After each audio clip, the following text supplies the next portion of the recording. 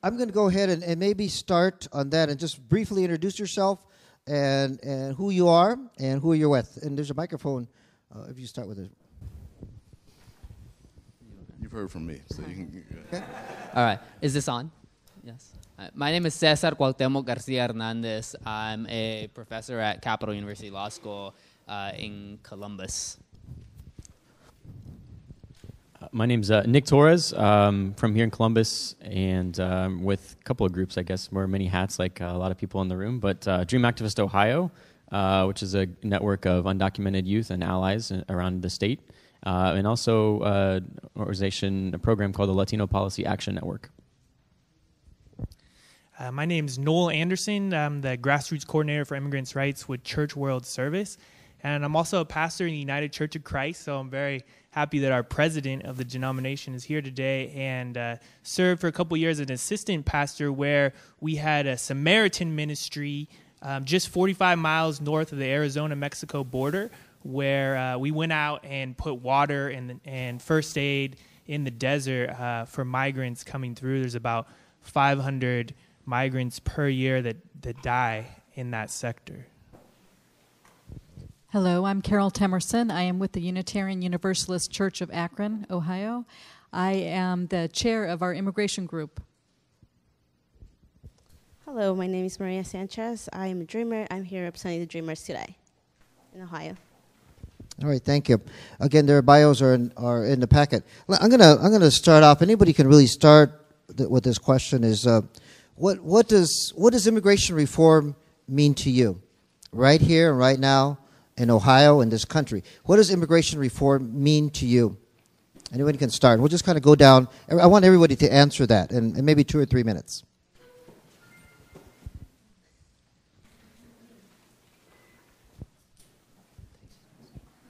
I guess I'll start. I mean, I think one of the things is that immigration reform has come to mean many different things. And we've seen some very bad versions of immigration reform with heavy security provisions.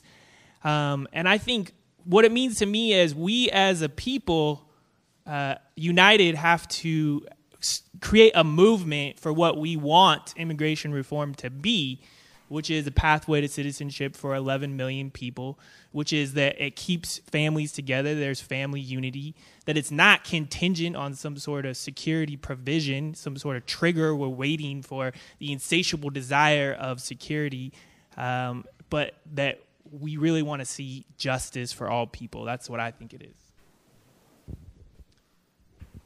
Immigration reform to me, aside from all of the policy questions that it calls to mind, immigration reform for me is about something fundamental, and I think that to that end, I think it's about us as a country coming to terms with a larger conversation about race and ethnicity in the United States, and in a large part.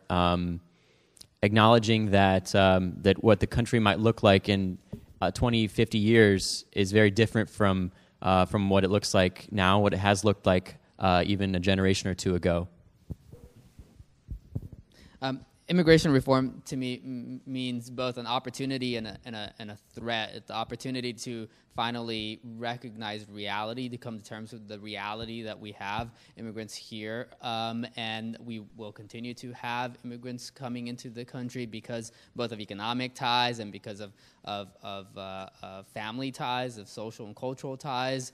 In particular, that's particularly true of Latin American immigrants in a way that has not been true of past immigrant waves. The unique cultural ties that attract folks here from Latin America are strong enough to continue to draw people to the U.S. At the same time, it presents the threat, the risk that we will continue to rely on securitization of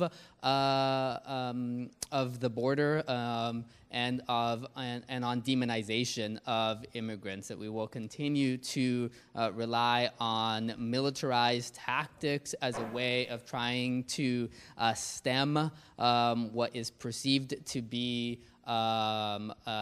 undesirable tide, but in reality is really just an easy way of creating an exploitable, a vast pool of exploitable labor. And in the process, like Noel pointed out, results in many needless deaths every year along the border, and just other forms of exploitation for people who are here and forced to live in shadows in one way or another.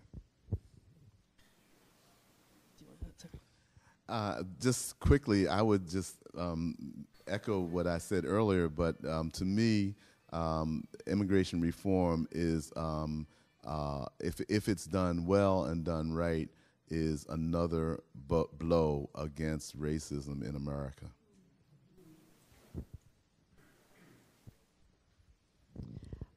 For me, immigration reform is about people. It's not about a process, it's about people. It's not about an alien, it's about people. It's not about illegals. It's about people. Thank you so much. Really appreciate your work. That's really important to me. As undocumented dreamer, immigration reform, it meant everything to me. And I'm sorry about that. As I said, as an undocumented and dreamers, immigration reform will mean everything to me. And that's all I can say right now. I want you to talk a little bit about the, César, you used the word exploitation of people. And those are big words, racism. So I want to focus a little bit about the exploitation. We have a dreamer, we have an undocumented person here. What does that really mean to you and your experience and the work you've done, or to you personally? Can you tell us a little bit about that exploitation? And let me just preface this in a way that you're comfortable speaking at this moment. Exploitation will mean to me, I've been to many different struggles at work. Just being Latina or Mexican, I run sometimes to many people that they just look at my face, and all they think is that I am immigrant.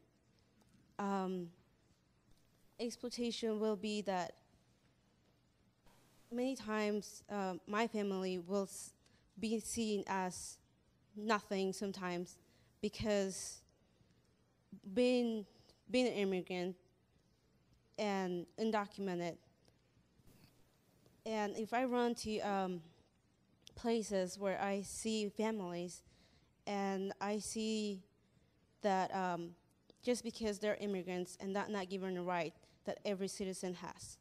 So that will be exploitation to me, because we're not given the same right, and we've been seen as not human, I will say. From what I've seen, exploitation is about fear. I've talked to people who wanted to rent a house, so they put down a deposit, and they were told, sorry, but not given the deposit back. I've been told stories about people who have gone to buy cars, and again, they put money down on the car, they go back to get the car, and no longer are they able to do that because of these, the people who take advantage of others know that there's fear in this community, and their first act is not to go run to the police because they're fearful of the police. So, it's about fear. I worked for a long time with the Southside Worker Center out of the Presbyterian Church in Tucson. And one of the things that I've seen throughout my work, also I was in Arizona when Senate Bill 1070 hit. I was also in Alabama and Mississippi fighting against those anti-immigrant bills. And the way in which racial profiling has become the norm, the ways in which local police and the immigration customs enforcement are merging through secure communities, we see again and again the criminalization of migrants or immigrants at every level. And right now there's a friend of mine who was an organizer with me at the Worker Center in detention because when he went to support a family who was being detained by Border Patrol, a father with 6 kids in the car, he had had enough. He had seen it so many times, and he decided to take an act of civil disobedience and climbed underneath the Border Patrol truck. And he was then later forcibly removed and pepper sprayed, and is currently in detention for his civil disobedience. That's Raul Alcaraz. And this just happened yesterday, right? Yes. Along those lines, I think it's important to remember that this exploitation, this what I see as a culture of impunity among ICE and Border Patrol, is not limited only to the southern border. In fact, you might not know that the Border Patrol has a post here in Ohio. We have a northern border with Canada along Lake Erie.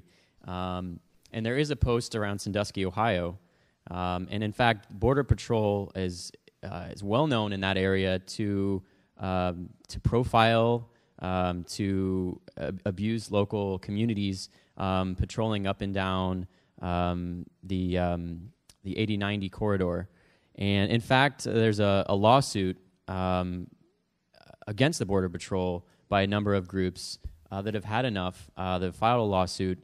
And they're looking into all of these allegations of profiling and abuse. And so it's something to keep in mind that it's not just the southern border, but in fact that it happens frequently in Ohio. In fact, here in Columbus, ICE is engaged every day in profiling and exploitation. And so as Ohioans, I think it's important for us to remember that this is not something that happens in other states. That it does happen within our own communities, and that the exploitation will continue unless we organize our communities to demand a stop to this. And it's up to us, as Noel said, to call to mind what we want this immigration reform to be. And in fact, it's also important to remember that this exploitation might come from those who might have good intentions. And so what I mean by that is that ICE and Border Patrol are agencies of our federal government, right? And although the president is very outspoken on the need for immigration reform, his agencies are in fact exploiting many of the members of our communities.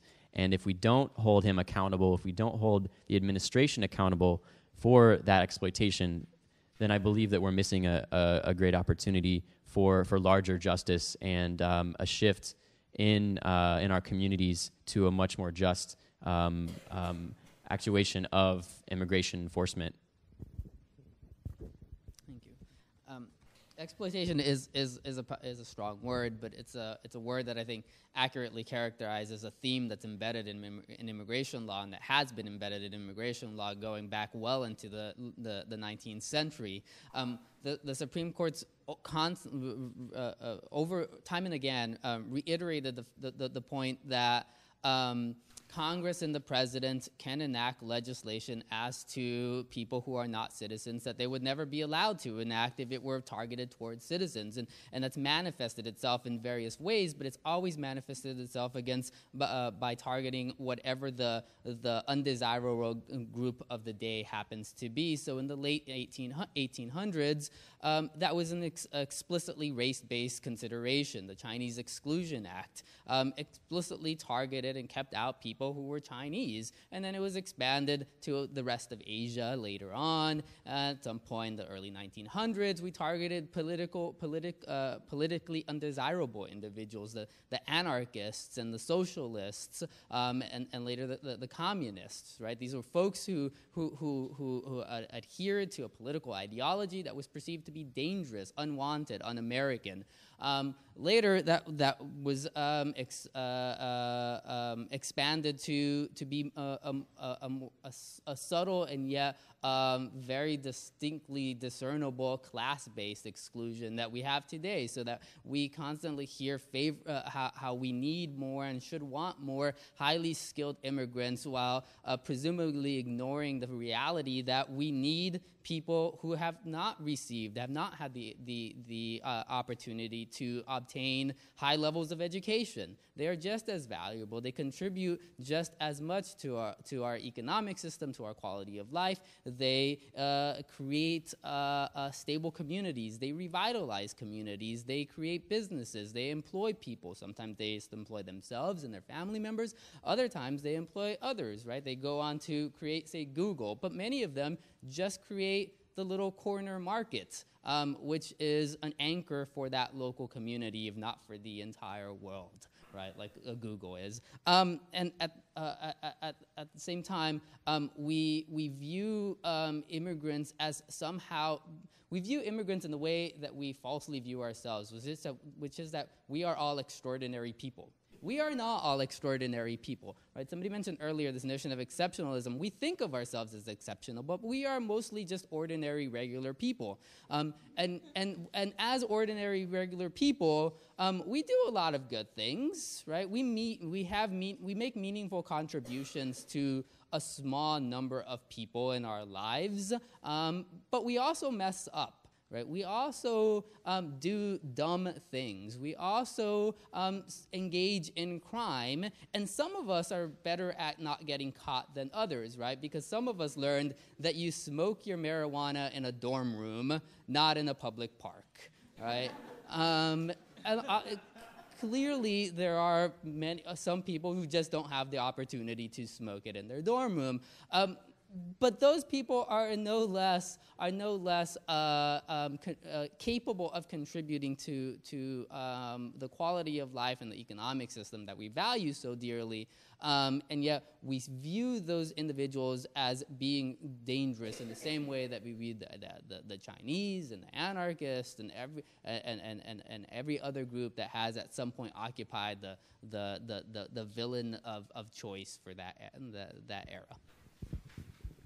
Thank you. I just want to comment on exploitation as being something that unfortunately we all probably engage in and do it unknowingly, but and for the most part. And that is when people are taken advantage of. People are exploited when they're taken advantage of and not given a fair, say, compensation for what they offer, what they sell, or for their labor. So when we see people who are immigrant workers, for instance, who don't have the rights of citizenship, we should really understand that they are being taken advantage of day after day on their jobs when they don't get the same kind of compensation that others would get for that job because they don't, as was mentioned earlier, they don't have rights. They won't go to the police or to the labor board to protest unfair treatment. And people know that, and they take advantage of that and pay them less, give them no benefits, exploit their labor. And I think that we all benefit from that, because when we see that fruit on the shelf, when we buy that bottle of wine, when we buy clothing, etc., that is less expensive because somebody down the line has been not paid, not compensated appropriately, they are being exploited. And unfortunately, unknowingly, we're drawn into that pattern of exploitation. All right, thank you. So I think it's important to kind of lay the groundwork of the story, so to speak, and exploitation, as you all have done well. And later on I want to talk about, I'm just going to plant this right now and we can think about it, is also how, my question is how do we empower immigrants in this process? And a lot of we're not really asking that question as well, because we're focused on immigration reform and because I think that this is a struggle much beyond immigration reform. And so I just want to plant that because we're going to talk about that later on. But right now, lots of things happening. Wow, everybody's interested in immigration reform, hasta los republicanos, no? And so I'm actually excited about that, but I'm also cautious, right? Because people just didn't decide to love us or do the right thing all of a sudden. Someone said it's the vote, or they're voters, right? And so I'd like you to tell me, what do you think, what are the central questions right now in 2013? The president just came out with something, we don't know what it is, but it's an outline of a plan. We have the Gang of Eight, we have Marco Rubio and the Republicans. And so what's happening right now in Washington and in the state of Ohio that you're working on, and not everyone has to answer this, but if you have some knowledge about what's happening right now in Congress, in the Senate, and the President, and in Ohio, share that with the group. Well, I'll start that one off since I'm currently based out of Washington, D.C., and I'll just say that it's really good to be with real people and outside of the Beltway mentality. You all are such wonderful people that came today. So, yeah, there's a lot going on. There's a bit of a competition in some ways between the Republicans and the Democrats about who's going to outline this plan, and so they have this bipartisan. Let me just back up a second and say that, some of the reforms we saw in 2007 and 2009 were very heavy security based, so much that advocates themselves decided that it wasn't worth trying to pass something if it was going to be that bad. And then we saw Arizona happen in 2010, and in 2011 there were 25 states that proposed a similar Arizona bill, and 5 states passed it. And then in 2012, only 12 states proposed an anti-immigrant bill, and none were passed. And then we had the 2012 election. So there was part of the strategy, organizing strategy, was to mobilize the Latino vote. And that really happened in a big way, right? And for the first time, we saw a president elected heavily influenced on the Latino vote, the black vote, and the women's vote, people who have traditionally been oppressed. So the times have changed significantly just in the last 2 years, and we are in a place where we might be able to see an actually real bill that might actually help people, that might actually provide a pathway to citizenship for 11 million people. But we have to deal with all the crazy politicians and all the anti-immigrant people in the process. So the problem we see with the Senate bill, right, is it includes E-Verify, electronic verification for workers, which has been proven to be highly inaccurate. It also includes a lot more money, a lot more border security, drones, etc. Obama's plan does not include the same level of border security. They're talking about a provisional status for 8 years, and then perhaps and then a green card after 8 years. The Senate bipartisan bill only talks about 10 years, and the citizenship being contingent on these security implementation, which we all find from the advocate side very problematic. The House, meanwhile, held a hearing, and their language was, the chair of the Judiciary Committee was very much trying to frame the middle ground being some sort of legal, permanent, second class. Now, we haven't had that since African Americans were considered 3/5 of a person. That would be moving backwards in our immigration policy. And then, now I understand the House is trying to bring up the DREAM Act, even though almost all of them voted against it when it passed the House in 2010. Now they're going to bring it to the forefront, and we're not all clear what the strategy is behind that, but there's clearly something going on where Cantor is he's saying he supports something that we understand to be the DREAM Act, although he won't say that it's the DREAM Act.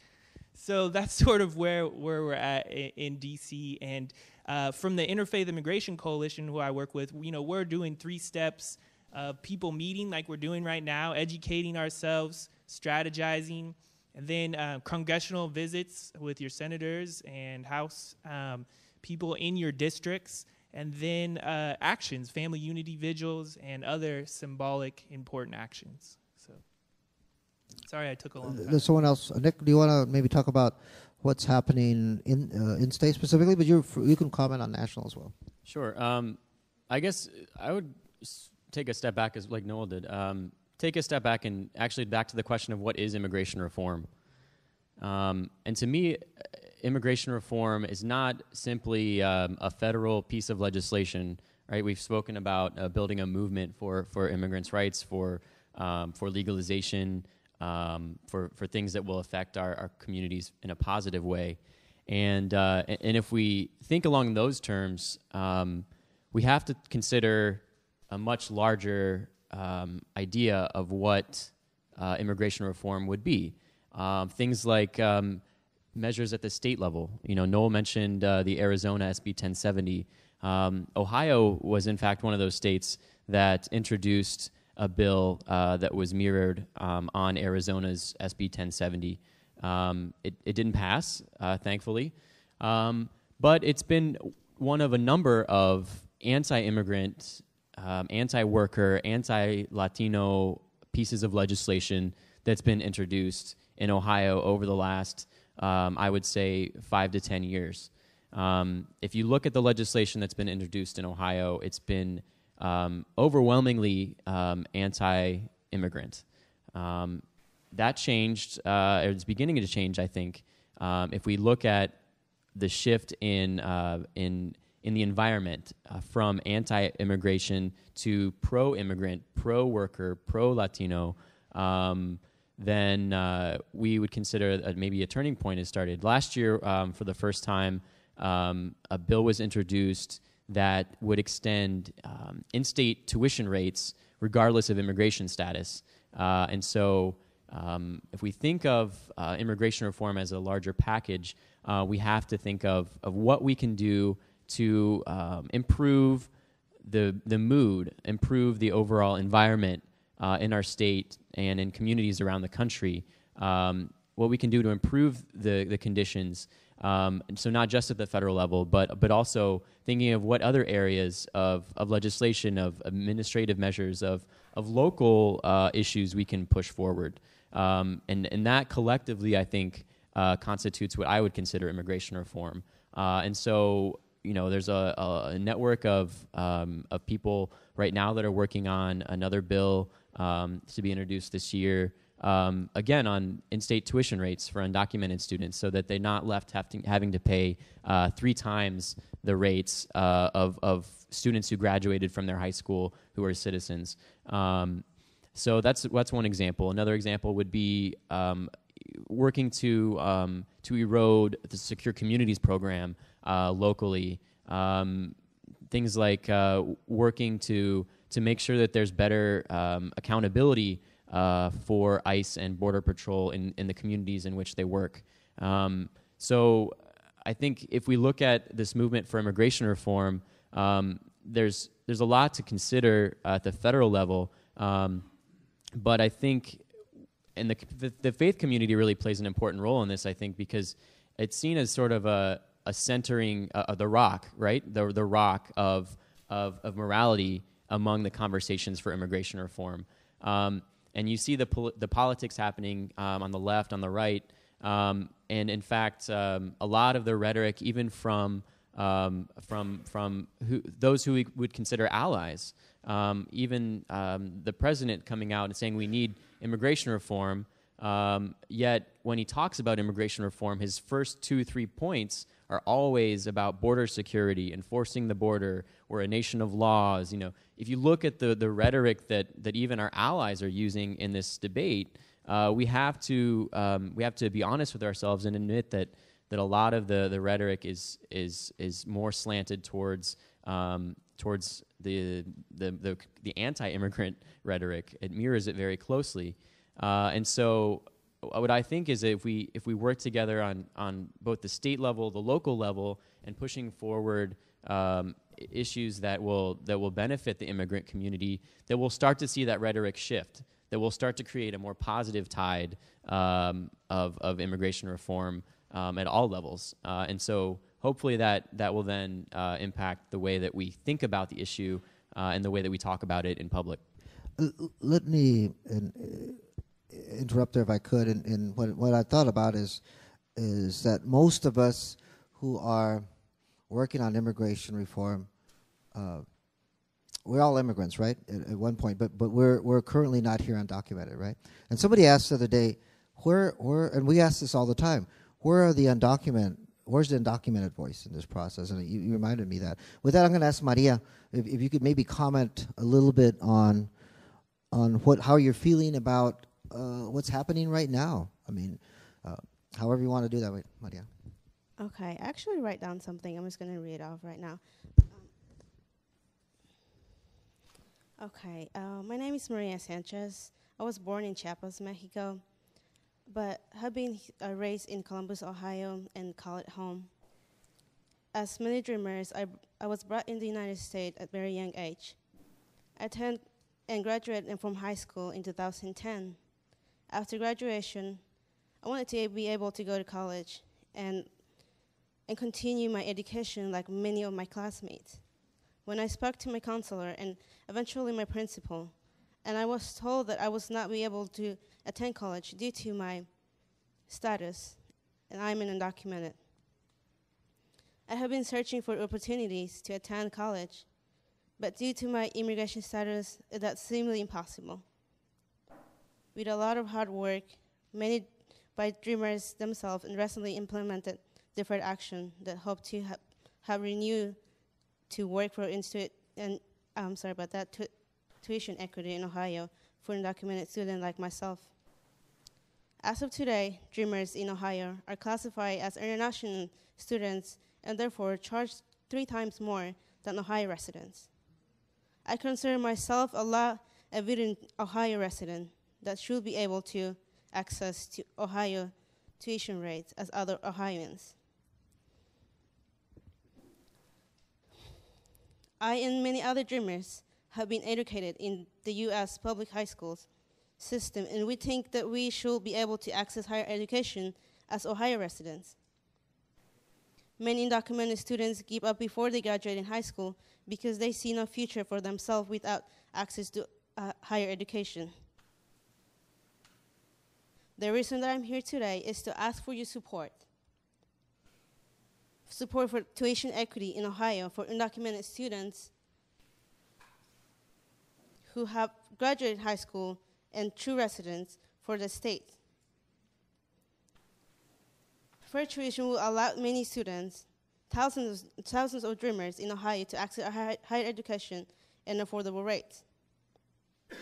I'm representing thousands of dreamers that hope to further their education and want to contribute to their country, this country, our country, economy, and our community. We are aspiring entrepreneurs, analysts, and contributing members of the community. I believe that all of you can help us with this cause. With your support, an important member in the community. If you can be an ally of our education goals, as dreamers, we will not let you down. Thank you.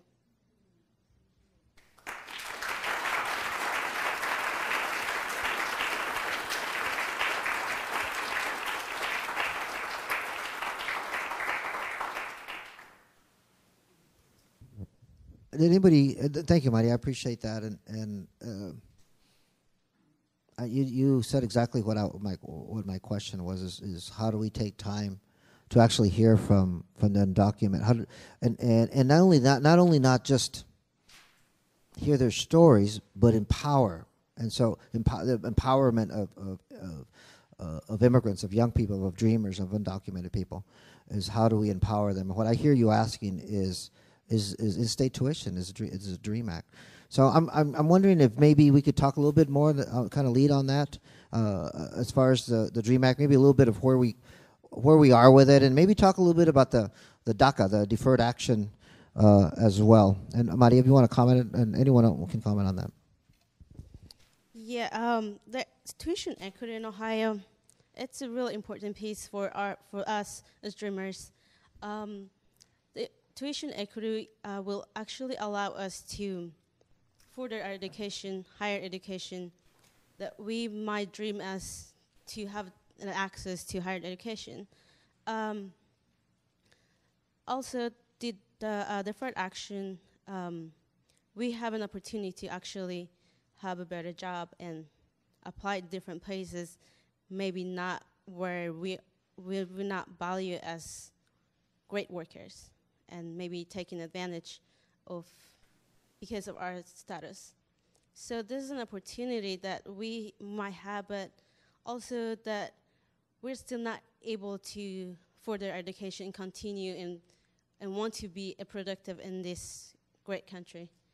And I believe if we can have the in-state tuition, the tuition equity in Ohio, we will be able to contribute more to the economy and become more, I will say, we will become more useful to our community if we have a higher education. Also, I believe that if we pass this tuition equity, I believe that many students that have dropped out of high school that will stop that because they will see their future and they will see an opportunity to continue and not see the reason why to go to school and why go to school and spend time studying. And I will say that if we have the opportunity, I think we will, most of the dreamers, and we'll take advantage of that. Thank you.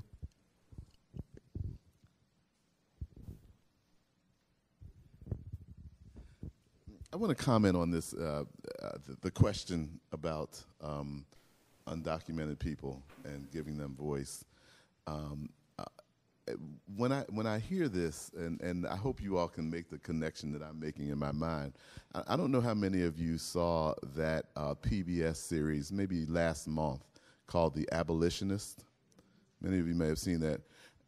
And one of the things that series pointed out was that that enslaved people, like Frederick Douglass, became prominent voices in the movement to end slavery in this country, and I believe that people like Maria should have a platform more often than they do, if you know she's willing to take the risk of being known, and there probably are those who would take that risk of going public and telling their story. That and I think that this room is full of people who have access to platforms that could make that happen.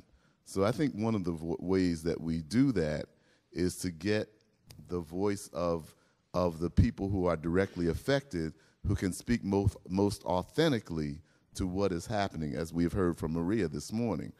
The other thing that I would say is that this, that it really does take a commitment to, hopefully we'll have a major breakthrough with immigration reform soon, but it may not come soon.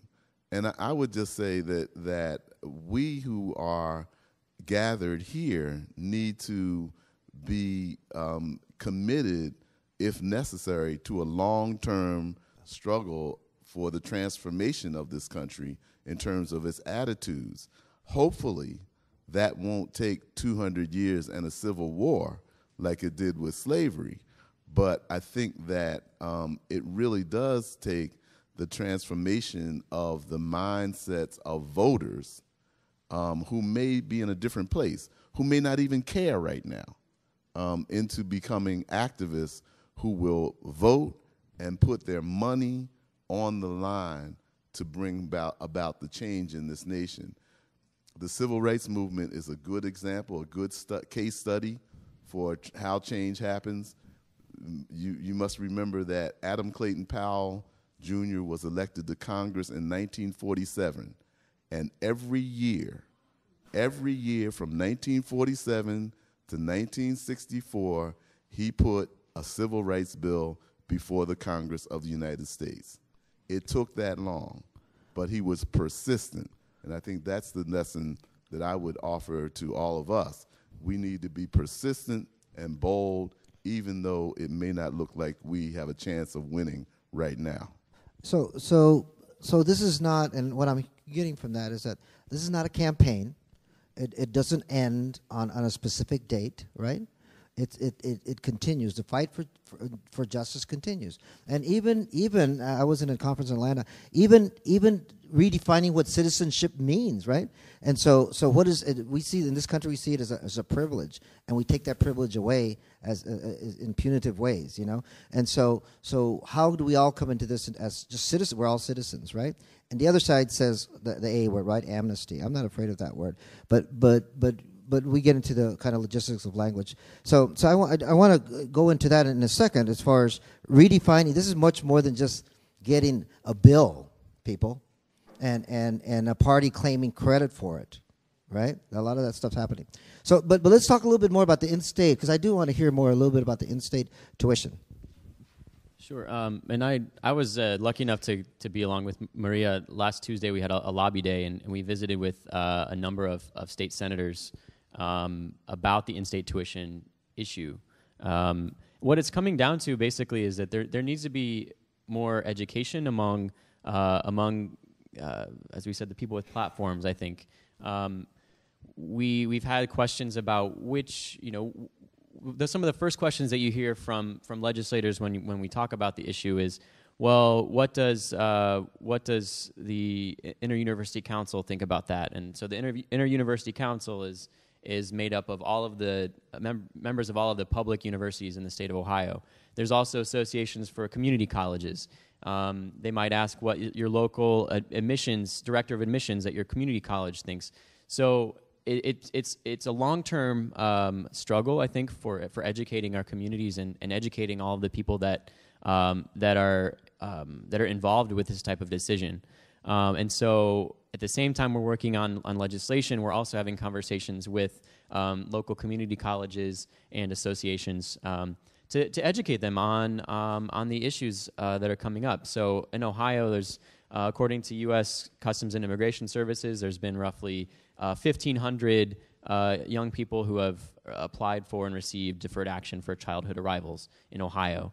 And that's sort of an informal estimate, but it gives you a sense of the relatively small numbers when you compare Ohio to other states that have a lot of deferred action recipients. So all that to say that it's not quite top of mind for a lot of these universities. And fortunately in Ohio, I think a lot of the religiously affiliated private colleges and universities have been very supportive in admitting and giving scholarships as they're able to for undocumented students. But it just doesn't stretch far enough. And so that's why we're trying to extend the tuition equity for public colleges and universities. And hopefully as these conversations evolve, colleges will realize that, especially for cases of students who currently already have deferred action, that they may in fact already qualify for in-state tuition at that university. And it's just a matter of updating things like their admissions forms and adding check boxes and adding other channels for processing these types of things. And unfortunately, bureaucracy tends to move slowly, and that's why I say it's a long-term struggle. We'll have lots of campaigns that are popping up, doing organizing and because of the federal immigration reform, but we have to always remind ourselves that this is something that goes beyond just a bill, as Rubén said, that this is something that we'll have to continue to work on a much longer term basis.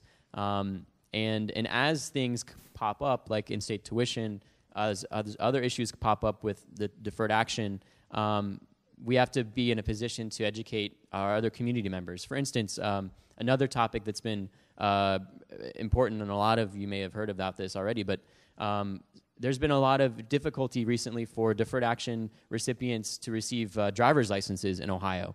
So inexplicably, the BMV in Ohio stopped issuing driver's licenses to deferred action recipients about the middle of January. Up until that point, they had been issuing driver's licenses without any problems. And so, the deferred action recipients receive a work authorization a Social Security card, and those should be enough, in fact, to be issued a driver's license in Ohio, and many have already received it. We're trying to get to the bottom of why the BMV decided to stop issuing driver's licenses. You may have seen a petition circulated. So various levels of pressure are being applied to the BMV, but I say that just because it's important for us as advocates to educate ourselves, and if you can pick up the phone and make a call to the BMV and say, hey, why are you stopping the driver's licenses? Please continue issuing driver's licenses. That's going to create pressure on the people internally.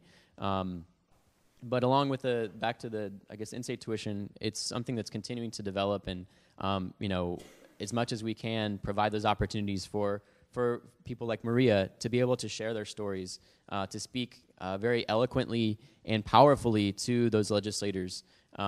It's what's going to move the ball forward, I think, as we continue to fight for that. If I could, and I hope I'm not being, this is appropriate, we have a supermajority of Republicans, right, in both houses. How is that? How are we getting support as far as from the Republican Party? If you could speak to that. Sure. So currently the Republicans hold a majority in the Senate, the House, and of course they control the governor's office in Ohio. And so any type of legislation that moves forward, especially around immigration issues, is going to need bipartisan support. So we've been working with a number of both Republican and Democratic state senators, primarily. One of the senators who's doing a lot of work on this is Senator Lehner from Dayton. She's working to draft legislation right now. She's organizing her own Republican caucus members, and it's something that she feels very strongly about. Her staff has been working very hard. They're very well versed now on the issue, and so it's right now in Ohio. A lot of the attention is focused on the state budget. A lot of the committee work that's happening is strictly focused on the state budget. And so, in a way, this is a good thing because it gives us time to organize our own communities around the issue and to get the word out. As I said, the bill is still being drafted. It hasn't been introduced yet. But it's something that will likely continue to gain momentum after the state budget is wrapped up in June. And the politics around that would be that we need to have a good group of Republican senators who would support it, as well as probably some Democratic votes to go along with it. And then the bill would probably move over to the House. So there were a number of groups last week on the lobby day that met with the House and the Senate members to talk about the issue, to raise concerns, and it's continuing to move ahead. But I guess that's kind of what the politics looks like right now. All right, just quickly, go ahead. Yeah, I just want to add 2 quick points that DREAM equitable tuition is part of sort of a larger national strategy. There's about 12 states, I believe, or more that already have equitable tuition, and everybody looks to Ohio. So whatever you all do in Ohio, because you're a swing state, everyone at the national level will be looking at in terms of your policies on immigration. So things like driver's license, which has been passing now in Illinois, they're trying to get it in Oregon, and several other states are putting up driver's license access for undocumented people, right? Immigrant welcoming resolutions, etc. Anything local policy is part of building momentum at the local level, and that pushes upward towards a larger movement as well. And let me just make one other quick point about the voices of undocumented folk need to be lifted up, or voices of impacted folk in general. And those of us in the ally community, especially allies, people of faith, we need to learn to listen better and to talk less. Unfortunately, sometimes the power dynamics that are part of our societal structure are perpetuated in our organizing efforts. And so us ally people need to sometimes take a step back and remember those important pieces. I'm going to close with I want everybody to ask a question, but Carol, if you go just quickly, since you haven't spoken too much. I would like to say that I've been to many conferences like this where I sit in the audience and I look and say, yeah. But, the last time I went to a conference, and in fact it was something in Washington that Noel was doing, I decided it's time for me to stand up and be counted. And it's no longer enough to sit in an audience and say, yes, that's right. It's time for us to act. And I want to promise you that we have a lot of university professors and deans at our church, and I will ask them what it is they're doing, and I will quietly demand that they change their ways, that this can no longer be tolerated. It's not fair. It's not right. And I would like to get your phone number or something so I can let you know what I've done, because I want to be accountable. Okay, thank you very much. So I'm going to ask, because the last question really has to do a lot with how we can move forward, right? Because in the rest of the afternoon, we're going to talk about specifically in small groups, and I hope that you all have the audacity and the respect to stay the rest of the day, because it's just not about listening, although it is. It's also about planning as well. So that's very important that you stay and do that, all right? So don't just go back and check your box at your organization that you did this, all right? Do that, but don't just do that, all right? So stay this afternoon. We're going to be talking about that. But so we're going to go around and if you could tell us what it is that we can do to move forward, given your organization, and some of the themes I've heard, and I heard this a little bit, is how do we make it immigrant? How do we empower immigrants to lead this, and not for us to lead the immigrants? Big mistake we make. And so, what do we move forward? How do we empower immigrants and undocumented people to lead this? If it's about the DREAM Act, it's got to be Dreamers at Lobby Day, which they were the other day. Great. All right. So just kind of go down. You can start whoever want to, and make sure everybody speaks, and then we'll have questions. Okay. I believe in order for us to achieve something, I think as an undocumented and dreamer, we need to move out. We need to come out and not stay in the shadow that we always want to be in the little box, and until someone comes and say, hey, come out. I think it's time for us just open our box and just, you know what, I'm here. I want to be counted. If we want to be counted, then we should come out ourselves and go forward. And I really believe that if you come out, there's a lot of people that will join you. You're not going to stand by yourself. And that's the only way we can go out, and allies will be behind you, and supporters will be behind you, and you won't be on fear. You won't be let down. The only thing you're doing is empower more people to tell them to come out and fight for what we want to fight for. What is this? We're partnered with the Immigrant Worker Project, and for those of you who know Jeff Stewart, you know that he works on behalf of many recent immigrants who work in the rural communities. So I asked people in those communities what it is that they would like. And I have a list of 3 things. One is we need an immigration system that is based on justice, human dignity, economical rationality, and provides security for everyone. The second one is we need to pass the DREAM Act, grant legal status to children of undocumented immigrants who have been here for 5 or more years. And thirdly, we need to pass Agricultural Job Opportunities, Benefits, and Security Act, which permits undocumented farm workers to gain temporary residency status before going to permanent residency status. I think the next step, and again, everybody really is watching Ohio. I feel like one of those politicians where I want to yell, OH, but you guys didn't respond. OH? There's a reason why you all are so special. So, I mean, I think that... we'll have a talk later about that. I think that this really is this process of organizing and building a movement, of coming together, creating a plan, having a step-by-step, picking out, identifying your targets, who are the people that are who can make a difference on, who are the decision makers, having a strategic plan where people are coming together and making actions and putting pressure and making real reforms, both at the local level and at the national level, but also building a movement that's sustainable, that eventually will convert those who need to be recruited. And I believe you all and we all are part of that. So. I think there's a lot of things that we can do to move this forward. And I think first of all, I really want to honor Maria for her words today. That to me is the number one thing we can do, is to find those opportunities where we can find young people to offer them opportunities to speak out, offer them opportunities to grow, and to build their own confidence in crafting this movement.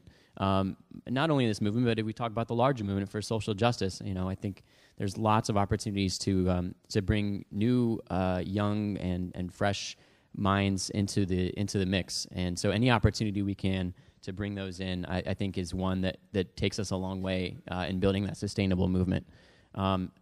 Something more specific, I think I'd miss a great opportunity if I didn't give some kind of action step for what we can do, just like any good organizer knows. So number one would be to find Dream Activist Ohio on Facebook. We post a lot of great petitions and actions online there, share a lot of information, but also along the lines of the driver's licenses for deferred action recipients. I'm going to give you a phone number. If you want to write it down, you can make a call today. Everybody ready?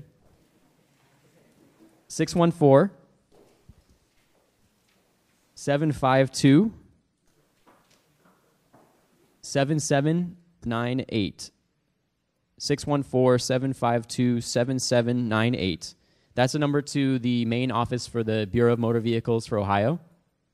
And I'd ask you to just make a call and just explain that you're calling to urge Registrar Mike Rankin to offer driver's licenses, to issue driver's licenses to the recipients of deferred action for childhood arrivals, DACA, DACA.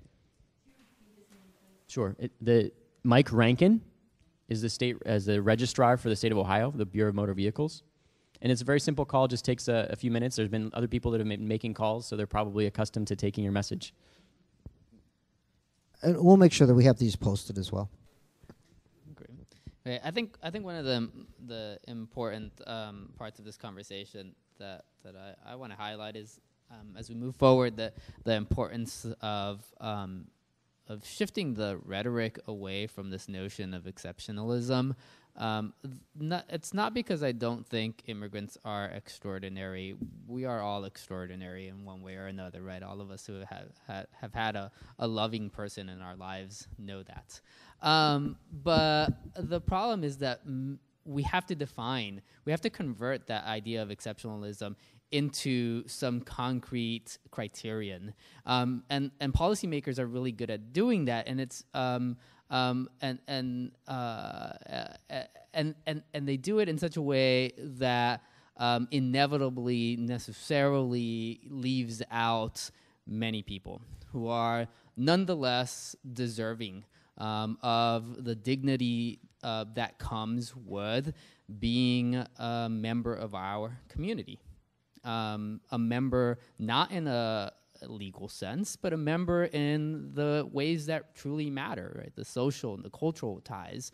And the rhetoric of exceptionalism excludes those folks in one way or another, whether it's because somebody didn't go to college, or because somebody doesn't want to join the military, or because somebody got into trouble with the police at some point. And so it becomes very easy at the point that we start talking about people as extraordinary to categorize the bulk of humanity as not extraordinary, as dangerous, as something to fear. And then it becomes very easy to turn to the policing tactics that we in the United States are very comfortable using and very familiar with using. We're really good at turning to the police to solve our problems, right? Or to at least pretend to be solving our problems, to make us comfortable solving our problems.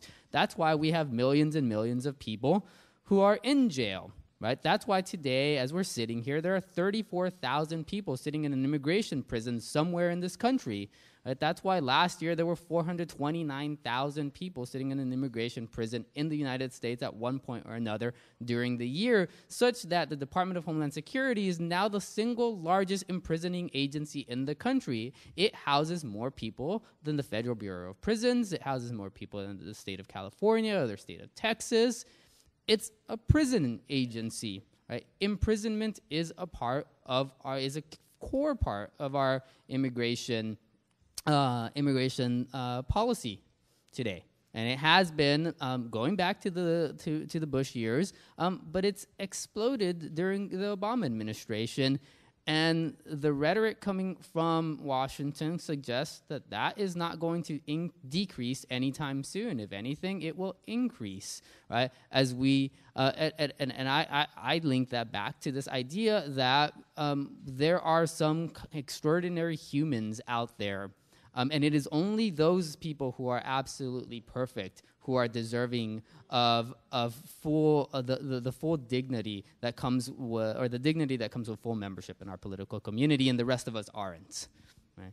So I think it's important not to concede this notion of that ordinary people have an inherent dignity to them as well. I think the way forward includes, among a range of things that have already been named, the understanding that when we advance and advocate on this issue, that we stand on very, very solid theological, biblical, spiritual, and moral ground. That's there, and even though there may be strong, staunch opposition to that, that's where you stand. You're on very, very solid ground. The other thing I would say is that going forward requires being organized. Yep. And organization is critical to bring about change in America. And I think that a way forward is for us to tap all of our organizational resources to bring pressure to bear on government to change. And I'll speak just, from a denominational standpoint. The United Church of Christ and our colleagues in the Unitarian Universalist Association have committed ourselves organizationally to staying on this issue until change comes. And I think that we have many ecumenical and interfaith partners who are in that same mode. So whatever organization, even your bridge club, whatever, they can be organized and mobilized to bring about this change. And I would advocate that that's a way forward. All right, thank you. The other thing is the group actually that has organized this event is the Ohio Interfaith Immigration Coalition. There's a Facebook page. Please join that. Please be part of the conversation, and we meet once a month as well. And so join us on Facebook. The other is the National Day Labor Organizing Network has got a petition. If you go to www.notonemore.com, www.notonemore.com. That's specifically a petition that's going right to the president. We heard many people talking about the end of deportations and security, border security. That petition is active right now, and there's many things that the Endalon will be working on as well in the future. There's also links that we send to you from different organizations, different resources in the packet. It's in the packet, but those of you who received the email, you should be able to click onto there. If not, we'll make sure that you get that. So let's give them a big round of applause. We're running a little bit behind, but we do want to have some time for questions. Again, look at me, people. This is not a time to tell us what you're doing or storytelling. I want specific questions, okay? But you know what? Afterwards, tell me, and I'll be happy to listen to you. All right? Specific questions. We're going to start with over on this side. Yes, please. So I work with the immigrant community in Cincinnati. And I've been trying to bring out the immigrant voice in the work that I'm doing. And I feel like there is a huge barrier in the state of Ohio in terms of that fear. And I wanted to know, as you work with your immigrant populations in your respective areas, what is the best way to help bring the activists out in the immigrants you work with, and what is the best way to overcome those fears whether it be parents on behalf of their children or on behalf of themselves. That's not bad. Did you get the question? All right. I guess one thing I would say is that I think it's important as an ally. I consider myself an ally in the movement for immigrant rights. I very much believe that like you, we should try as best we can to lift up the voices of the people most directly affected. And so it can be difficult, I think, to be welcoming and encouraging and empowering, while at the same time honoring the risk that's often taken. And I think it's something that just comes with time. I think just like any organizing, particularly immigrant rights organizing, must at the very core rely on relationships and friendship and genuine love, right, between each other. And so when I think about how to empower individuals to come out and speak, it's got to be a long-term approach. I think we do have a great force leading that movement particularly among immigrant rights movement and immigrant youth. So you've seen undocumented youth stepping out, engaging in civil disobedience, speaking publicly, and really being a force to come out. And I think as much as we can bring younger people particularly into that mix and show them that others are doing that, and offer a safe space, offer encouragement, offer a community that eventually that change will happen. Anyone else, real quickly? I would just say that in terms of reaching the broader public on the issue of fear, I think the most important factor is relationships and relationship building, bringing, like in Interfaith Work of Justice, we do a labor in the pulpits, right? Like when people hear the stories and they meet the people, then they're transformed and they change their perspective. And I mean, I look at many of you in this room, I imagine you're here today because you know somebody who's impacted, or you're impacted yourself. Those stories, those relationships are what changes people's hearts and minds. All right. We have another question. I saw your hand up. I'm breaking the rules. It's not a question except a question to ask people to stay, because I keep hearing people say, let's listen to undocumented. We have a lot of undocumented people here. And if you stay for the afternoon session, they would like to offer what they have to say. Thank you. And a question, una pregunta, por favor. Sí, por supuesto, una pregunta. Espera un momentico. This is not a story. Immigration reform is God's work. So, and I'm so happy that all sides are now supporting immigration reform. And that's great, but the devil is in the details. And I have observed that there are sometimes proposals for immigration reform that carry in them parts that are are red herrings. For instance, making it contingent on border security. And my question is, what are some of the other indicia of some of these red herrings that we might argue against? I'll just quote, as I'll begin my response by quoting President Obama's comment about immigration during his last debate with Mitt Romney. He said, "What I've also said is if we're going to go after folks who are here illegally, we should do it smartly and go after folks who are criminals, gangbangers, people who are hurting the community, not after students, not after folks who are here just because they're trying to figure out how to feed their families." And that's what we've done. Right? The red herrings are the criminals, the gangbangers, the people who are hurting our community. First of all, that statement doesn't reflect the reality, right, of what the Department of Homeland Security has been doing under President Obama. Secondly, though, the red herring is this idea that we can clearly and neatly categorize people into one box or another. You are either a criminal or you are not a criminal. You are either hurting our community or you are not hurting our community. Our lives are not so neat, right? Our lives are not so pretty and so unnuanced that we can easily say you are good and you are bad. We are all both good and bad, right? I think we can think of that from a faith perspective. We can think of that from a completely secular perspective. Any perspective you want, we are a mixed bag of goodness and badness.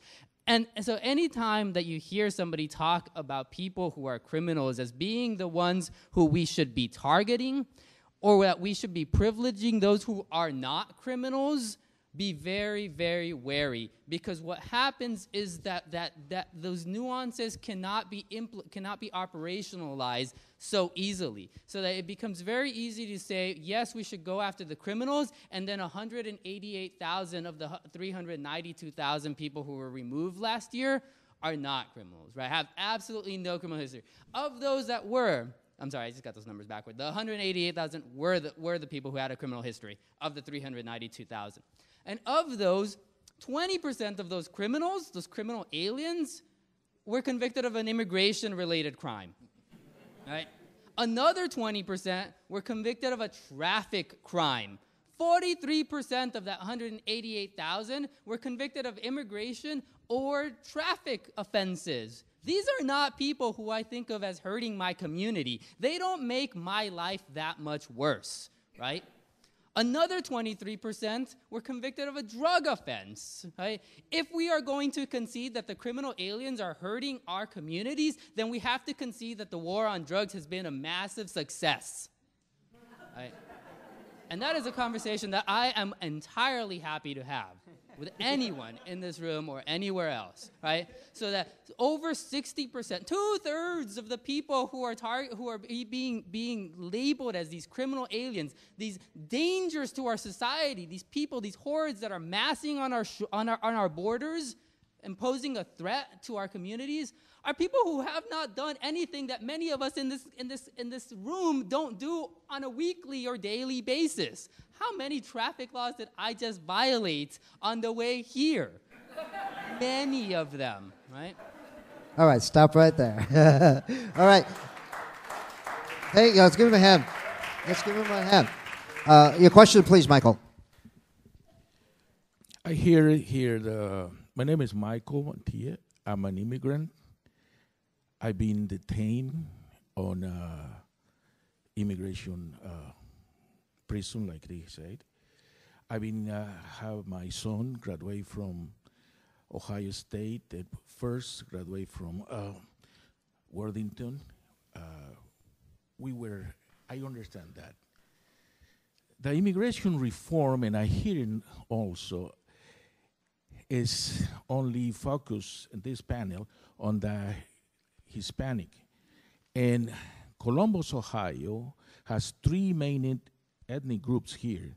It's about 52,000 Spanish speakers, 48,000 Somalis, and about 50,000 Russians. And I didn't hear anything this panel says about the other immigrants. I saw myself illegals Canadians, illegals Russians, and nobody talks about it and about their problems. I saw somebody who's been in jail, a Canadian, for 6 months. I mean, why this panel is only focused on Latinos? All right, thank you. I'd like to speak to that. I think that's something that is a part of this social context that we really need to be mindful of, and I alluded to it in my remarks earlier today.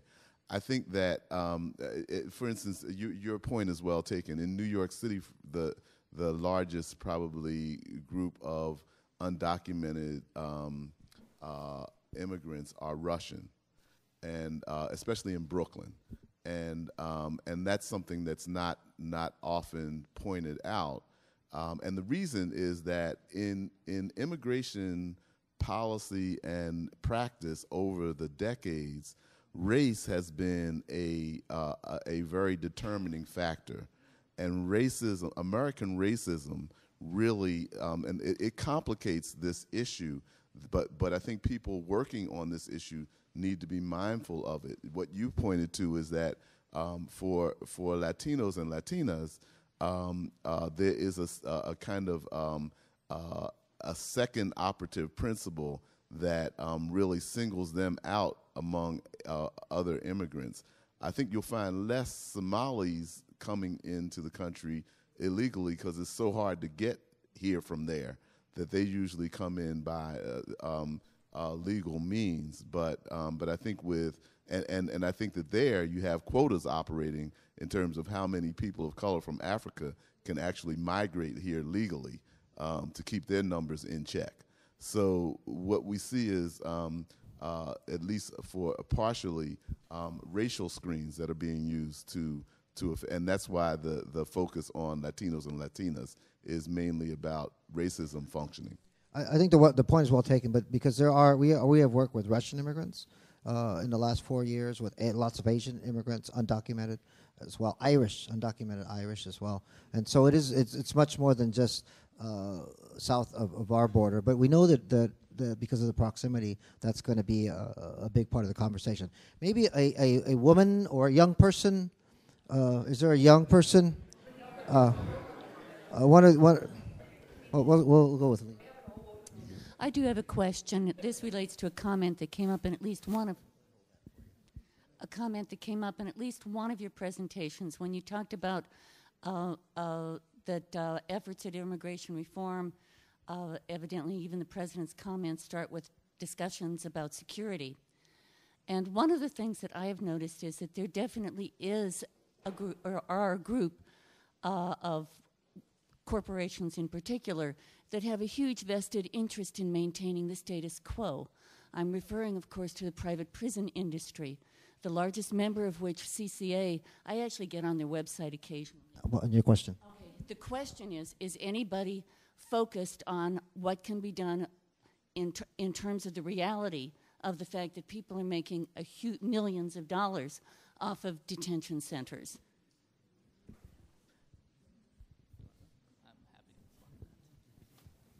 I would just say real quick, there is a lot of, you probably know about the divestment campaigns happening to try to take more power away from the CCA and the GEO group, which are some of the main contributors and profiteers of such industrial complex. And LASE, I know, is leading that, Detention Watch Network. There's a lot to be said more about that, and it's definitely should be part of this movement as well, to actively be getting our churches, our businesses to divest from those banks like Wells Fargo that are helping fund GEO Group and CCA. Real quick, you want to say something? Go ahead, César. Just to add to that, the Secure Fence Act of 2006 mandated that Congress, or that the federal government try to build 700 miles of fencing along the border. They haven't gotten to that exact point, but they've been trying. One of the ways that they were trying to is they hired the Boeing Corporation to build a virtual fence. They spent $1.1 billion before pulling the plug. That's a highly invested corporation, right? CCA, the GEO Group. These are the fastest growing segments of their business are the immigrants who are being held pending a decision on whether they get to stay in the country or pending or after they've been prosecuted through the federal criminal justice system, right? So that the size of the immigrant detention population, immigrant prison population, is booming. As states realize that they can't afford to pay for the prisoners that they've confined in the last quarter century, thanks to the war on drugs, they're pushing many of those off onto the federal government, right? So that DHS is now spending over $2 billion a year on confining people. All right, that's going to have been our last question. Let me thank each and every one of you. Thank you. Give another round of applause. Maria went to go be interviewed, so she's not here. But let me just say that with the exception of César, is going to be leaving, right? César has a wonderful blog, Crimigration. Follow him also on Twitter. And so César's going to have to go back to class soon. We're fortunate to have him at Capital University Law School for a little while anyway, but he's been a great member of the community. Nick Torres, who's a good friend and someone that's passionate about people and about immigration rights. Noel, who I met in Tucson, great. He's all right. He's in Washington, a great person doing great work. Carol, who I've met with the UU Church. The UUs are always there, standing on the side of love. We appreciate that. They're always getting arrested and always there in the line. And also to the great Reverend, thank you so much for being with us. Panels are the worst. I don't like being on panels because it's unfair to the panelists, right? It's unfair to you. You have questions, but they'll be here. The questions remain. And so hold on. The logistics. We're going to lunch and lunch.